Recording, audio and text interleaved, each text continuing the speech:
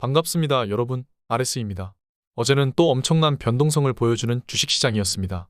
실리콘밸리 은행에 이어 이번엔 크레딧 스위스의 유동성 위기가 왔는데 결국 스위스가 유동성을 지원할 수 있다고 발표하자 나스닥은 다시 양전하고 다우와 S&P도 회복하는 모습을 보여줬습니다. 크레딧 스위스는 절대 망할 수 없는 이유가 따로 있습니다. TQ는 어느새 23.2불을 찍고 있습니다.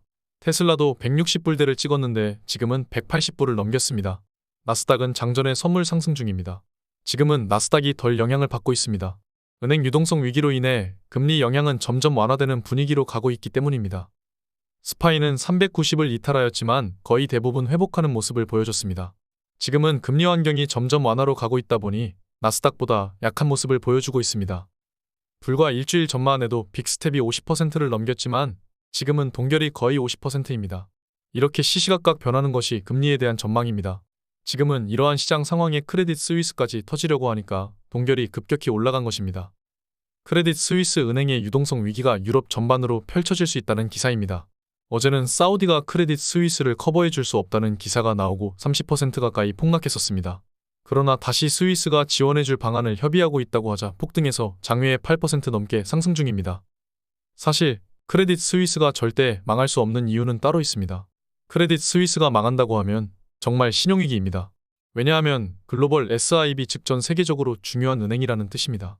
규모가 크고 금융시스템 상호 연계가 높아 여기에 있는 은행이 망해버리면 리먼 사태처럼 크게 신용위기가 올 수 있다는 뜻이죠. 여기에 있는 은행을 망하게 하면 정말로 그때는 2008년이 다시 재현될 수 있다는 뜻입니다.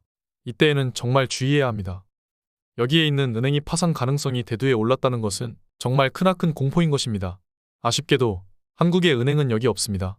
전 세계 자본과 연관이 없습니다. 한국은행은 여기에 중국은행이 4개나 껴있는데 미국이 중국에게 스위프트 제재를 하지 않는 이유도 여기 있습니다.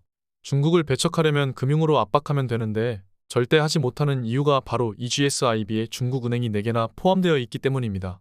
중국은행을 스위프트로 제재해버린다면 미국은 2008년 위기가 다시 터지는 꼴이 됩니다.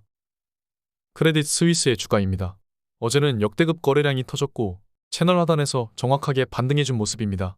미국에 상장된 크레딧 스위스 주식입니다. 나스닥 차트입니다. 채널 상단과 하방 둘 다 가능성이 있습니다만 적어도 지금 매도를 해야 될 때는 아닙니다. QQ가 305는 적어도 넘어야 리밸런싱이 가능합니다. 저는 스파이 430을 보고 있습니다. 미국의 인플레 산정 방식은 낡았다며 실제 인플레를 측정해 발표한다는 곳입니다. 여기에 따르면 인플레는 지금 매우 낮아지고 있습니다. 2월 소매 판매 데이터를 보죠. 미국의 상품 소비 지출은 감소했습니다. 사람들이 인플레에 영향이 큰 상품 소비를 줄인 것입니다. 인플레 조정도 거치지 않았기 때문에 실제 감소폭은 더 큰 것입니다. 하우징 인플레 즉 주거 인플레도 지금은 매우 크게 하락했습니다. 서비스를 제외한 대부분의 인플레는 잡혀가고 있는 것이 두드러지게 나타납니다. 발표된 제조업 지수에서도 고용에 대한 부분이 크게 하락한 것을 볼 수 있습니다. 리세션에 대한 우려보다는 지금은 은행 리스크 때문에 하락하는 것이지 경기 침체에 대한 부분으로 하락하는 요인은 아닙니다. 크레딧 스위스는 유동성 위기를 극복했습니다. 하나로 약 70조 원의 대출을 스위스 국립은행이 지원을 해준다고 밝혔습니다. 제가 말씀드렸다시피 SIB에 있는 은행들은 절대 국가가 망하게 놔두지 않습니다. 두 번 다시 금융위기가 오도록 하지 않을 것입니다. 스위스 국립은행이 70조 원을 대출해 주기로 했습니다. 이제 정말 보이지 않는 손은 존재하지 않습니다. 유동성 위기가 터지면 국가가 나서서 막아줄 것입니다. 막아야만 합니다. 위기는 기회입니다. 극심한 공포는 우리에게 환희입니다. 뉴스는 항상 자극적이고 무섭게 나옵니다.